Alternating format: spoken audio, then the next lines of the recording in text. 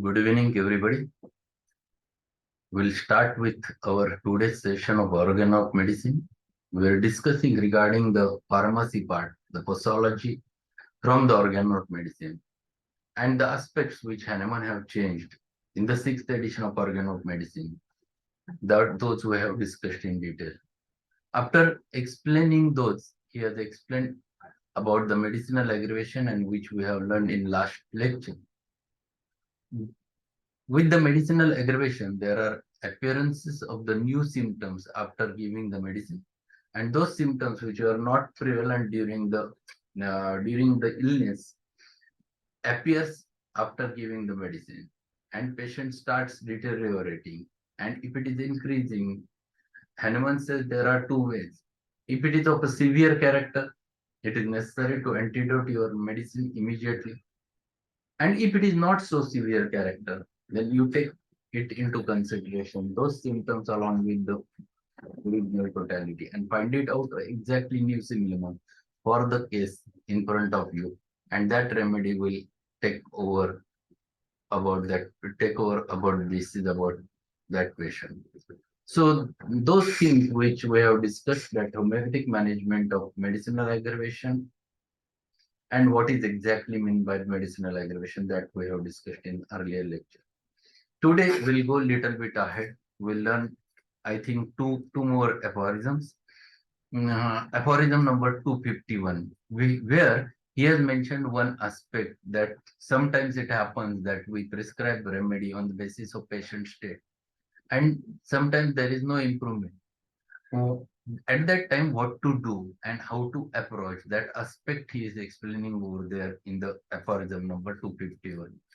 So what he says about the specific remedy.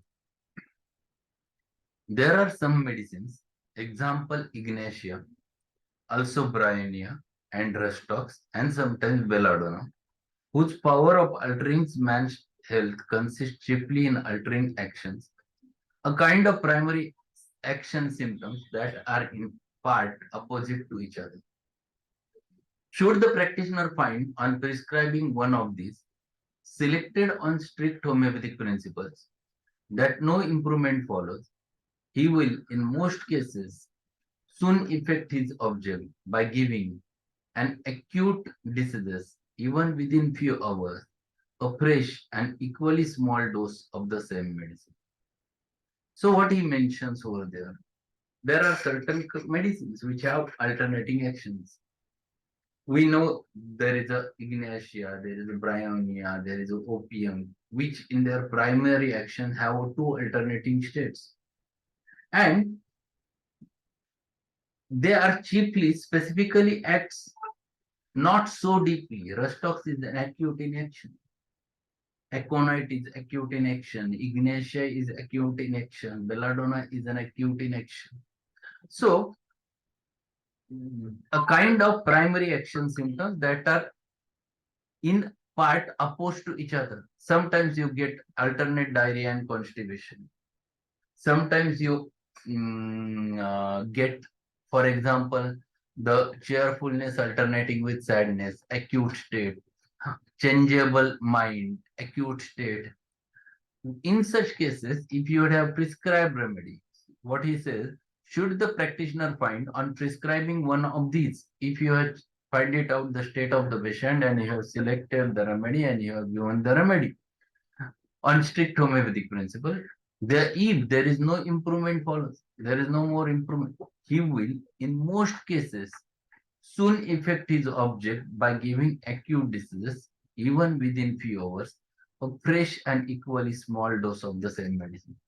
So if you would have given that remedy, but if it is not showing any improvement, just should not wait too much, because their actions are acute. So if it is not working, if the pace is not getting matched, give one more fresh dose of the same medicine in a more minute, means in a high dilution. So if you are damn sure that remedy is correct, if you are damn sure that Ignatia is correct, if you are damn sure that it is Bryonia, if you are sure that it is Rustox, And still, after first dose, if patient is not reacting, he says that it is necessary to repeat the medicine in such types of cases. In fact, if it is not working in earlier potency, give more higher potency. If you give more higher potency, if the susceptibility gets matched, the patient starts reacting. And this is necessary in such types of cases because you have selected remedy, an acute remedy, depending upon the acute state of the patient. If it works after giving that medicine, if it works, your work is done. Sometimes it happens that it also never works. Then you give another remedy, for example, antisoric remedy or a defecting remedy if the acutely acting remedy is not working, and if you would have chosen the antisoric remedy. And sometimes it happens, it also never works. These are the things which happens many times in our practice. We choose very perfect simillimum. We expect good, but nothing happens. Many times it is status quo position. Then you have to think twice. Then you have to find it out what is wrong with the patient.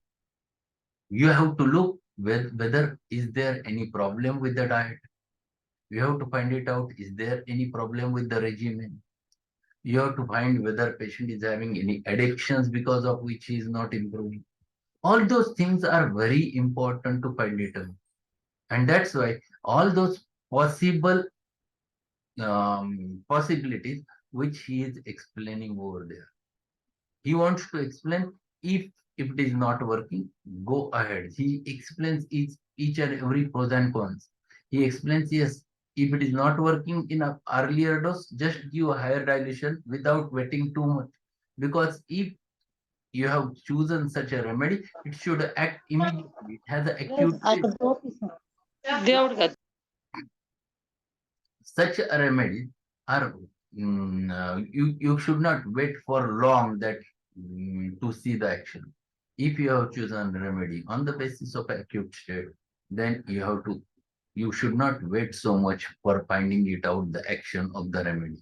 So in acute disorder, when you are prescribing a remedy, an acute remedy, you should not wait too much if the earlier dose is not working. Go for a higher dilution and see what happens.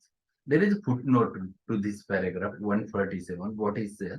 As I have more particularly described in the introduction to the Ignatia in the first volume of Materia Medica Pura. He has mentioned the action of Ignatia. Yes, there are many alternating states which are present in Ignatia. So that he is explaining over there. There is one question by Dr. Deepa, madam. If one remedy in one potency, single dose seems not working, it is advisable to repeat the dosage 2-3 times before stepping up the potency. Yes, it is definitely there if it is chronic defecting remedy. If it is defecting, you can find it out because if Calcarea is there, Calcarea is slow in action. Baratacab is very slow in action. That's why it bears the repetition and it requires the repetition. Hahnemann is not talking about those remedies over here. He is talking about the remedies whose pace is very acute. He is explaining the remedies like Ignatia, whose pace is very acute. Ignatia works instantaneously. Aconite works instantaneously. Belladonna works instantaneously. Chamomilla works instantaneously. Nux vomica works instantaneously. And their pace is acute. And in such types of cases, there is no need to go ahead. There is no need to repeat the same dose of the same potency. There is a need to go ahead. You must go on increasing the potency to find it out reaction from the patient if it has not changed anything. So it is for the acute purposes, not for the chronic purposes. In chronic, definitely you have to go on repeating because patient susceptibility is definitely low in cases of chronic generally. In acute, susceptibility is very high. So patient should react to your first dose only. And that's why while explaining the repetition of the medicine, in the aphorism number, I think 148, he was very clear, 148 or 150, he was very clear that in acutes you require 1 or 2 doses of the medicine and nothing is required for in acutes of a high potency. But in cases of chronic, it requires little bit repetition of the same medicine in same potency or increasing potency or so many defecting antisorics in order to treat the chronic disease. So your question is definitely related with the chronics. You can repeat the same potency in order to increase the susceptibility, but not in acute. And there is one more question, Dr. Vidya. She has asked, the small dose of the same medicine means. Small dose means higher potency. Small dose means you are making it small. When you are going from 30 to 31, you are making it small. You are going 32, you are making it more small. So that is a small dose. That is increasing potency. Okay. Is it clear? One more aphorism today we'll finish and then we'll stop. Aphorism 252. From here, the diet and regimen starts. The part regarding the diet and regimen, a part and parcel of an auxiliary line of treatment starts. And Hahnemann gives so much of importance to this part. So what he explains, but should we find during the employment of the other medicines? See, now he is explaining your question, that is the chronic diseases. But should we find during the employment of other medicines in chronic soric diseases that the best selected homeopathic antisoric medicine in the suitable minute dose does not effect an improvement? This is a sure sign that the cause that keeps up the disease still persists, and that there is some circumstance in the mode of life of the patient or in the situation in which he is placed that must be removed in order that a permanent cure may ensue. This is Hahnemann. He takes into consideration each and every aspect about the patient's life. He never says that just give the medicine and that's all, that your work is finished. Not at all. So if you are treating a chronic disease and you have selected remedy very specifically a defecting constitutional antisoric remedy, if the sodium iodine was common, and you have given it, but still it is not working, then you must think what is wrong with the patient. Then you must see what is wrong. Is there any obstacle? Is there any maintaining cause? Is patient is having any addiction like tobacco chewing or smoking or some drug addiction or some alcoholism? Many things can be possible because of which the medicinal action is not taking place. Sometimes it happens that patients who comes to you, there was one patient who used to come to you for chronic rhinitis, and when he came to me, uh, I took his case, found it out, very perfect remedy, and everything was going on. And still, he was complaining again, the same complaints again and again. And then one day, he asked me, Doctor, I asked him that to check whether what is there in your home, inside your house, with your clothes, whether you are using in deodorant, anything else. And then all of a sudden, one day he came and he said that, Doctor, today I found it out that when I used to do a regular puja in the morning, I used to use the agarbatti over there. And thereafter, I felt that this might be a reason. So I asked him, just do one thing. For 8 days, you should not use that and continue with the medicine. And then I have given him medicine. And after 8 days, he returned back and he said, yes, doctor, I am not having any issue now. I'm absolutely normal. So there are such obstacles which happens in the treatment, you have to find it out what is wrong with the patient. Every aspect about the patient's life should be known. And that's why many times in allergic conditions, you have to find it out what is wrong with the patient. There are many patients who are idiosyncratic and they suffer because of the common food items, but single food item. And this happens with many patients. We cannot judge that this can happen. So it can happen with the groundnuts, nuts, a common entity. There was one patient who used to suffer from a chronic uveitis, and he said that it is since long time I'm taking the treatment. When I used to take the cetirizine tablet, I'm happy, and after if I don't take it 4 or 5 days, immediately there is uveitis. And then I asked, what do you eat, everything, and I asked into detail that you find it out something that because of which you are getting this reaction. And one day he returned and he said, Doctor, I'm having had habit that just after lunch and dinner, I used to take the nuts.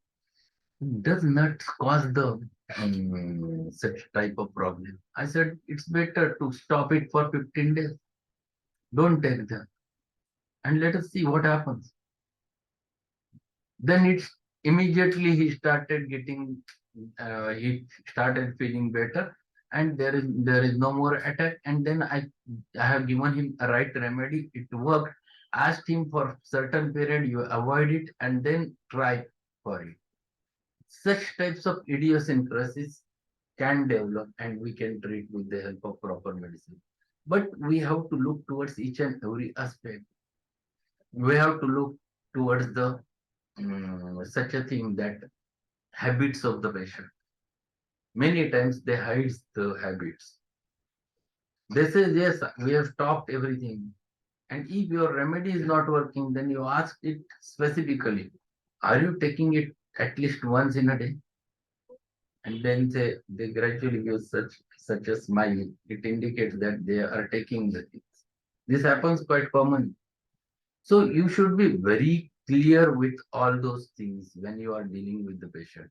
And that's why diet and regimen, you have to ask in detail to the patient. Yeah, the day before yesterday, there was a patient, a doctor, who came to me for treatment, and he was having a lot of troubles. In fact, he was a case of avian, bilateral avian, due to COVID. He was admitted, his score was 80, and he was admitted for nearly about 15 days in the hospital, took a lot of steroids, and thereafter he got the avian. And he said that before that also I had a severe acidotic trouble. So, and I'm taking Pandy and all those things, and it never works. I have to take twice a day Pandy. When I asked regarding his regimen daily, he said, Doctor, I used to wake up at 11 to 12 o'clock in the morning. So I said, it is called as noon. It is not called as the morning.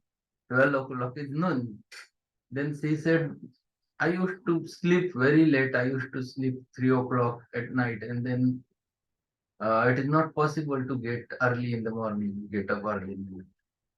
Then I said, how can I cure you if your daily routine is not at all followed? How can you get cured? Your acid peptic trouble will not going to stop. He was having uric acid nearly about 11. So I said, how can it come down? Your detoxification process is not happening properly. So you have to take into consideration all things. And if this is the problem with the doctor, what the patient can do? He said that doctor झोपच येत नाही. I'm not getting sleep. And then I used to use the mobile. I said, you have to, if you want to come out of this situation, if you have to get cured, you have to change yourself. Medicine will not going to work every time. And this is what Hahnemann wants to explain, that every time medicine is not the answer. Many a times such obstacles are there in the recovery process. And those you have to find it out. And that's why he gives so much of importance to the diet and regimen of the patient. He said, ask the patient exactly his daily regimen.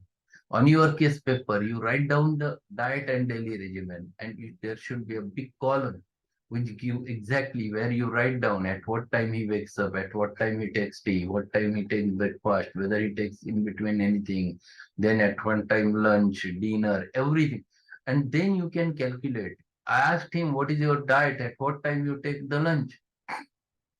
Said, I used to wake up at 11 or 12 o'clock in the, and then I take breakfast at 1 o'clock, and then I took lunch at the 4 o'clock, and I take my dinner at 1 at midnight. So how can this fellow will be cured? This is what you have to look for. And this is what Hahnemann wants to explain. That many times in your cases, you don't have to just prescribe the remedy or take into consideration the patient's symptom and give the remedy. It will not going to work if there are certain conditions. And that's why, which are those conditions and what is diet exactly, what should be the diet and what should be the regimen. Every aspect he wants to explain and he wants to discuss over there. So today we have learned two aphorisms, one aphorism 251 regarding the actions of acute remedies and if it is not working, what to do, and if it is chronic, if it is not working, then what to do. Is there any problem with the diet and regimen or any circumstance in the mode of life or in the mode of life in patient? All those things which you have to take into consideration in order to understand the real cause why the patient is not getting the cure. So it is Hahnemann is turning towards the ideally application of the medicine. That it is not only giving the medicine, what is important is the auxiliary measures. He is turning towards the auxiliary measures, out of which two are very important, diet and daily regimen. So from next for tomorrow's lecture, we're going to learn the diet and regimen part in detail. Every aphorism we have to give time, we have to understand all those things. And my suggestion to all of you is that give the time to the patient, understand the patient, find it out what is wrong with the patient, why patient is suffering so much. If you are able to catch that, then you are able to guide him properly. And that is what is called as a homeopathic management. Hahnemann was the person who used to manage his all cases. He was not the person who used to be a prescriber. He used to be a homeopathic practitioner who used to manage all his cases. And that's the message Hahnemann gives us to us. So that's all for today. Uh, Today night we're going to meet sharp at 9 o'clock with uh, since long time we are missing the occasion of learning the Aurum. Part of it will be finished in today's lecture and part of it in next week also. It is big seminar in fact, where I have discussed the Aurum and its sorts with the case. And it was wonderful case way back in my early practice. But it was really wonderful case which shows the two aspects of the Aurum, which teaches you exactly what the Aurum is. And that's why ask your friends, everyone, it is free seminar. Everyone should join at 9 o'clock with the same password and ID. So regular password and ID will be there. So that's all for today. If there any query is there, we'll have a discussion. Otherwise, we'll discuss. Any questions, queries? So thank you everyone. We'll meet sharp 9 o'clock today.